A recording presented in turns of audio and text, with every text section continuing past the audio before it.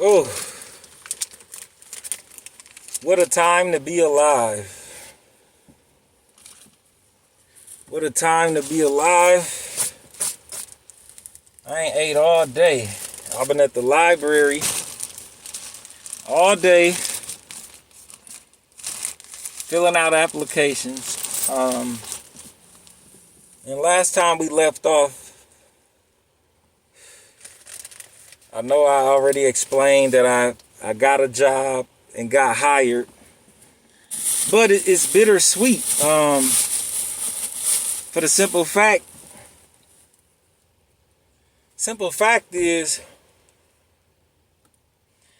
I don't know if I'm gonna be able to really work the job. I'm supposed to start the job in 2 days, and they sent me an email saying that I need to provide my social security card within 3 days of starting there. So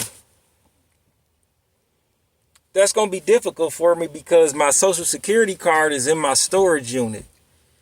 My storage unit is locked up because I haven't been able to pay the bill yet. So I was supposed to pay $172 for March 1st, and I wasn't able to pay that, so I accrued late fees. So now it's up to $220. So this job that I got, they told me that if I start, when they want me to start, I'll get my first check April 12th. So I contacted the storage unit and I asked them, when April 12th comes, how much would I owe them? And they said $400. So I doubt that I'm going to be able to work the job until April 12th to even generate enough money to pay for the storage unit. So once again, I'm screwed.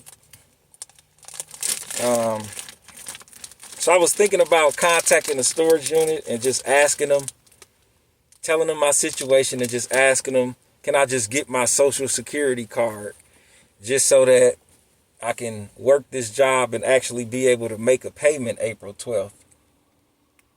Now, if I can't make the payment April 12th, then it's just going to increase more and more. So I'm like, man, I just can't catch a break. I'm thinking of starting a GoFundMe just to save my storage unit. I'm thinking I don't know how I'm going to get $400, in a matter of a couple of days. So I'm kind of screwed. So I'm kind of sad about that. Not depressed. I'm just sad. But I'm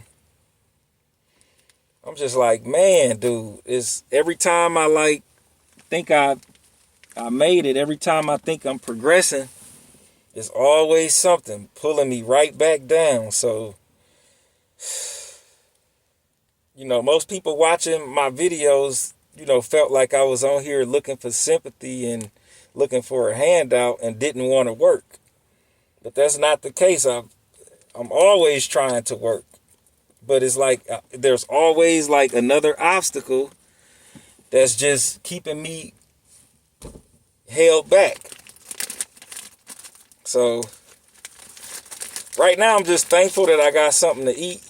It ain't what I want to eat, but it's something that I could eat that'll stop me from starving. So I got some ham here. Got some bolognas. And I got these gardenia peppers. And I'm just trying to make me a nice little sandwich. But yeah, I was thinking of starting to GoFundMe. Now, me personally, I hate borrowing money. I'm not the type of homeless person to stand at a gas station and ask for change. I'm not the type to make a sign and go stand on the corner and ask. Me personally, I hate borrowing money. I hate asking people for money. I think as a man, you should be able to make your own money, which that's what I want to do. But I really need this social security card out of this storage unit. So I feel like Tupac. Tupac said in one of his songs, he said, I twist the cap off the bottle take a sip and see tomorrow. Gotta make it if I have to beg or borrow. So I'm thinking like, man, should I just start begging or start borrowing? But it's a cold world out here, you know. Don't nobody want to give no man no free money.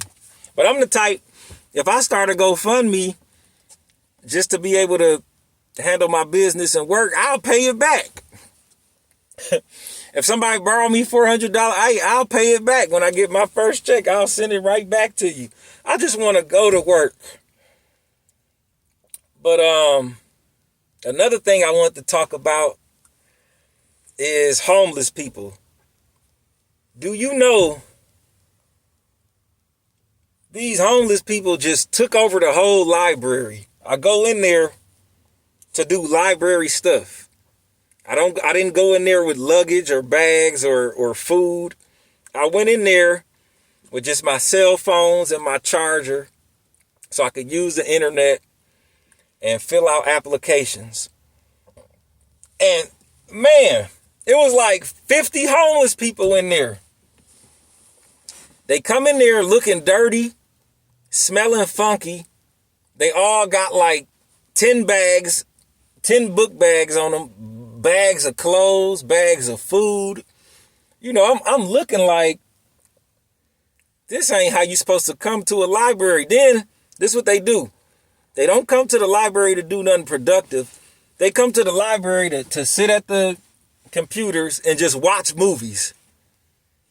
Just watching movies, like they kicking it like they at home. The library done turned into just a hangout. They ain't even doing library stuff. So the people that actually want to come there and do library stuff, you really can't do it because the homeless people just took over. And then it's crazy. They supposed to be homeless, but as they walking past, I can smell the body odor on them. And then I can smell weed, like strong weed and cigarette smoke. So I'm like, you know, y'all not even trying to get out y'all situation. Y'all just looking for a place day to day to just hang out and just watch movies. And then if they ain't doing that, they just sitting by the power outlets, charging up their phones and watching movies, going on YouTube, going on Facebook, TikTok. Like, I could see if you had a YouTube channel and you was trying to, you know, put some content out there to the world, but they just literally chilling. So you got people coming in with their kids to like rent books and do library stuff. You got people coming in there to use a computer to handle business. And everybody that come in that's like normal, they looking at the homeless people, looking at them like they crazy. And I can understand it. But you know, it's everybody has a free choice to do whatever they want with their life. So, you know, who am I to say something and knock them? So I just thought that was crazy.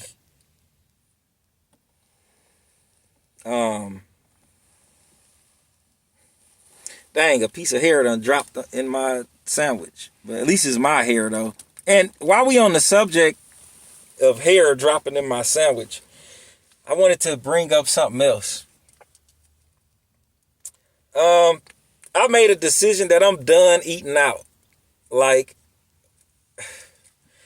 the world probably was like this before I was born, but just from what I noticed, you can't trust people because people will tamper with your food. Like, I think about Jeffrey Dahmer. I remember watching the Jeffrey Dahmer special, and the thing about Jeffrey Dahmer, he worked at the chocolate factory before he was exposed of all the stuff he was doing.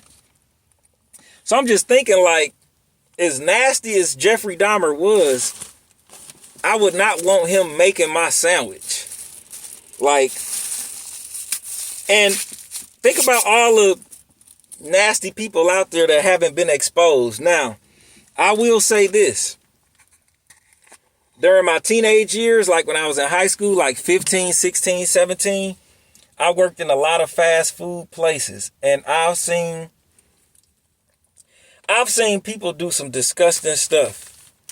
So the first thing I saw that tripped me out, I was working at McDonald's. And when I was working at McDonald's, it wasn't no white people that was racist. It was just like ghetto black dudes, right? Don't have no honor, no integrity. Some of them would come to work dirty, look like they ain't showered. And I know they ain't washing their hands, but this what I encountered at McDonald's. I was working at McDonald's. I was responsible for making the sandwiches, So the way it works is when somebody comes through the drive-thru and order, we can hear them on the speaker in the kitchen. So a lot of times in the hood, people have bad attitudes and they come through the drive-thru and they get smart, like while they placing their order. They be rude. So what the culture was at McDonald's was, the one I worked at, if you came through the drive-thru talking crazy, they would repay you by tampering with your food. And what they would do is, one of the guys would say, if you come through here talking crazy, we're going to tamper with your food. So one instance, a customer came through, they was placing an order, then they was talking crazy. So one of the guys that was making a burger, he took both hamburger buns, stuck it in his pants and rubbed it across his pubic hairs, and then made the sandwich. I'm like, no, you can't do that, man. That ain't cool. Like, the way I work, my worst enemy, I would not tamper with my worst enemy's food. I just think that when somebody finna eat something and put it in their body, like, don't do that. You could get these people sick. And then what if these people are ordering the food for their kid? Like, you don't even know if they gonna be the one eating it. So what happened at McDonald's, when he took those hamburger buns and rubbed it on his pubic hairs and made the sandwich, I told the manager. The next day, they fired me. And what the manager said was, no, we don't do no snitching in here. We don't do no snitching. So I'm like, this is the manager, and he's a dirty bastard. You gonna fire me for I feel like I did the right thing. I know they say no snitching, but no, you can't play with nobody's food. That's just a no-no to me. So, okay, that was my first instance. Second, I was working at State Fair, and I was responsible for basically making I was working at a stand where we made hot dogs and Polishes. So I'm in the kitchen. I have a big pot on the stove, and I'm dropping hot dogs in one and Polishes in the other. I go to open a pack of hot dogs, and I was struggling with it. So when I opened the hot dogs, the package burst and the hot dogs flew everywhere, fell on the dirty floor. And this is a dirty floor I'm talking about. So I picked the hot dogs up and put them in the garbage. Now the garbage was full. So it was full with trash. So I threw the hot dogs on there. So the hot dogs was like on top of the trash can. Now, about 10 minutes later, the manager comes in and he's talking to me. And he's like, okay, I'm getting ready to leave. You know what to do, blah, blah, blah. So as he turns around, he sees the garbage can with the hot dogs sitting on top. So he said, wait a minute, why are all these hot dogs in here? I said, oh, sorry about that. I tried to open them up and they flew everywhere and fell on the floor. But I said, so I threw them away because I don't want nobody to eat something that fell on the floor. So I said, but, I'll pay for it out of my check, though. It's a package of hot dogs. It can't be nothing but like $10. So he says, no, this is his exact words. He says, no, we don't throw no hot dogs away. He picks them up with his bare hands, one by one, shakes them off, and drops them in the pot of boiling water with the other hot dogs. I'm sitting here with my mouth open, my jaws dropped to the floor looking at him. I was like, about 15 years old. So I had it wrong. I had the state fair job before the McDonald's. So I finished my shift, and I remember like when I got off, I told my dad what happened. And I was like, man, that's nasty. I don't even want to work there no more. I'm not even going back tomorrow. So I quit that job because that was just nasty as hell to me. I couldn't believe that people would do that. So then let's fast forward. So I had State Fair, which we saw what happened. Then I did McDonald's, and I told you what happened with that. So then I worked at Papa John's. Now, Papa John's, they don't wear, when you work at like Pizza Hut, Domino's, Papa John's, they don't wear no gloves. My thing is, bare hands on food is a no-go. I don't even like to touch my own food with my bare hands. I mean, I'm doing it now because I'm living in a van. I'm homeless. I don't really have no options. So, so I had to. But if I had it my way, I probably would put on some gloves. But, I'm the type, I'll eat my French fries with a fork. If I got a bag of chips, I don't put my hand in the chips. I just like hold the bag up and drop them in my mouth so I don't have to touch them. I try to touch as less as possible. So there was an instance at Papa John's where the cheese got low, the little shredded cheese that we put on the pizza. So I went to the freezer, grabbed a bag of cheese, and I'm dumping the cheese in the canister. And I noticed that some of the cheese like got mold on it. So I tell the manager like, ugh, like this cheese got mold on it. And she was like, yeah, it just happens sometime. And I was like, we got to throw this away. And she was like, no, we can't throw it away. That's inventory. She was like, plus that always happened. It was like that before you started working here.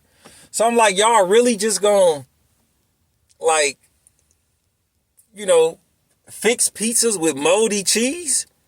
And she was like, well, all of it ain't molded, just try to take out some of the molded pieces. But I'm like, it's, the cheese is shredded, like it's still gonna have some mold on it. So she didn't care. So I thought that was jacked up.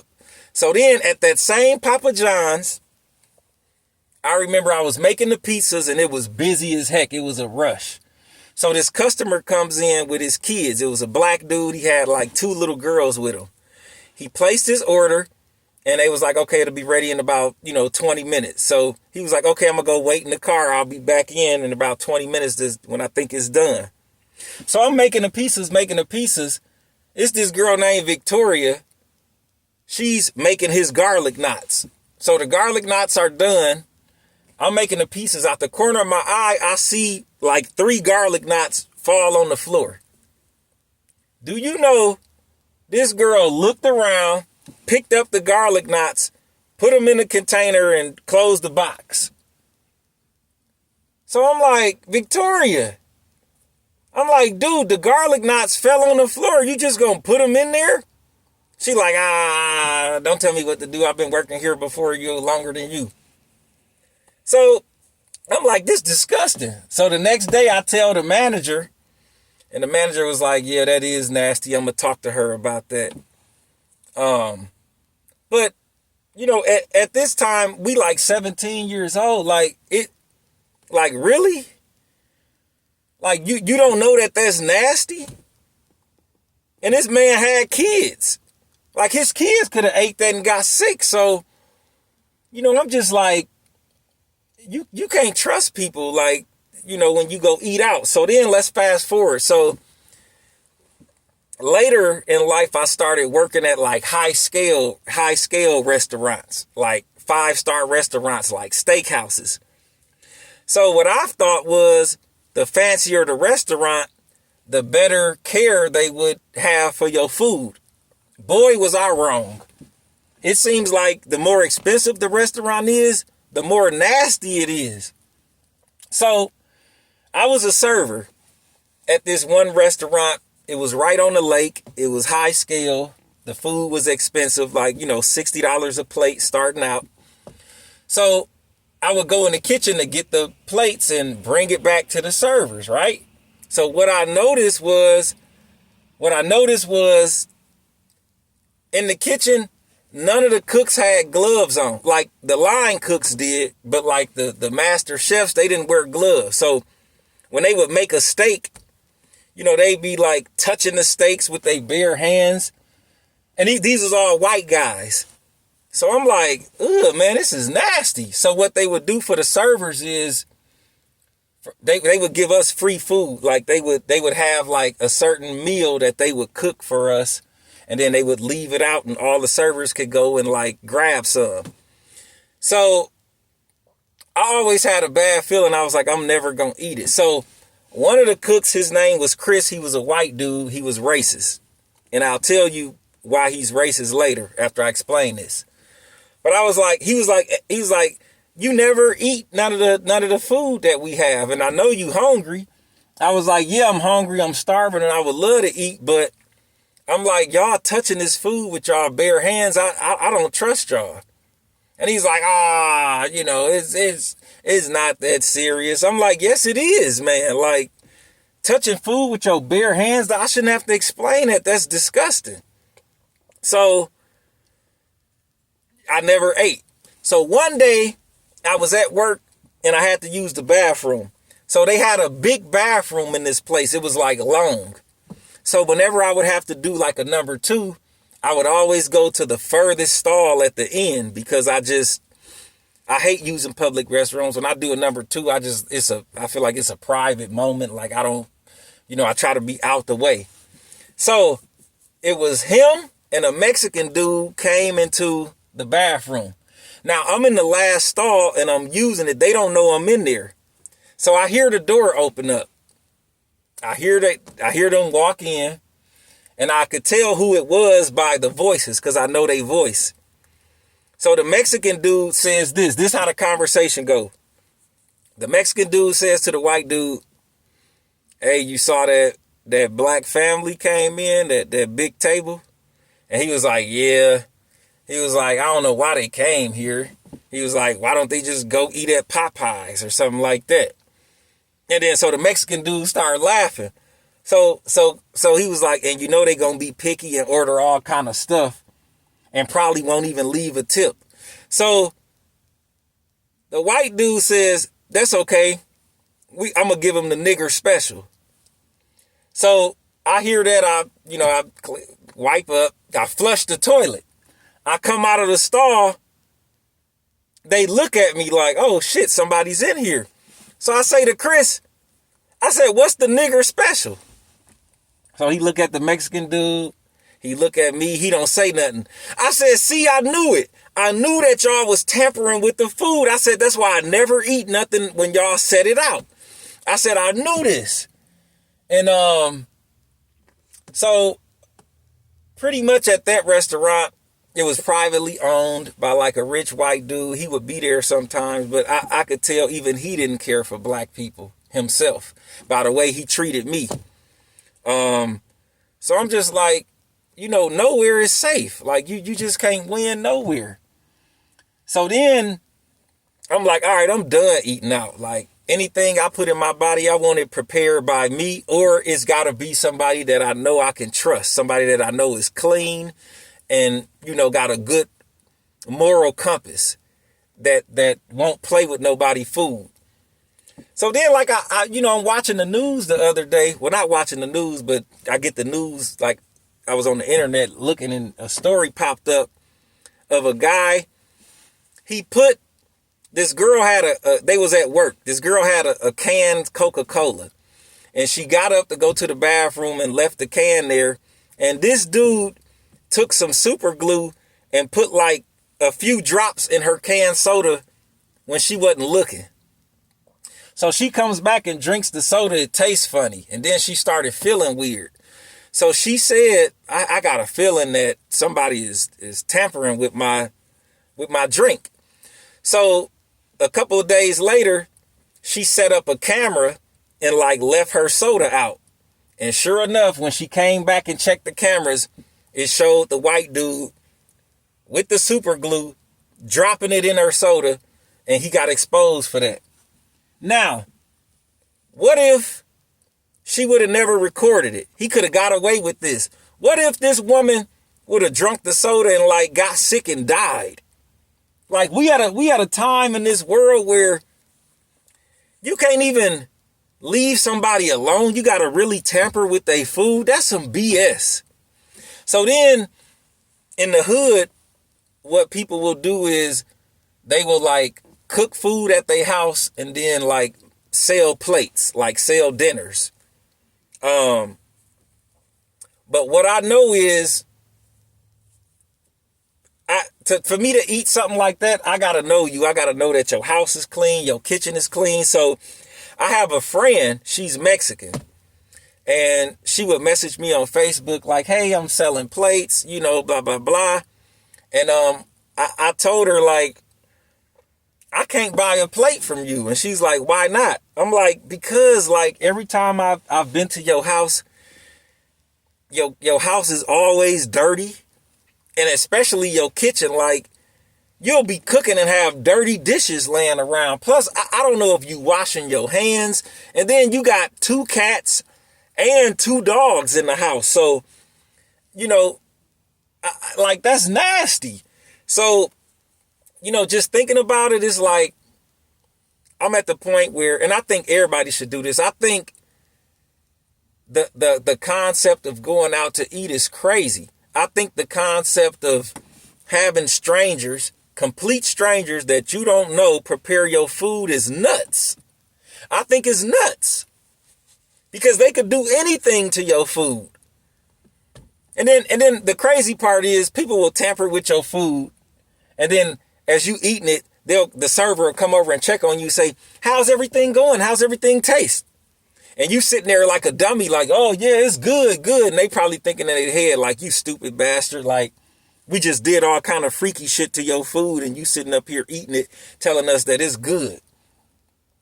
So I'm like, I'm done with letting strangers prepare my food. And then it's been plenty of times where I went out to eat, ate good, thinking the food was good. And then now I'm like shitting like crazy.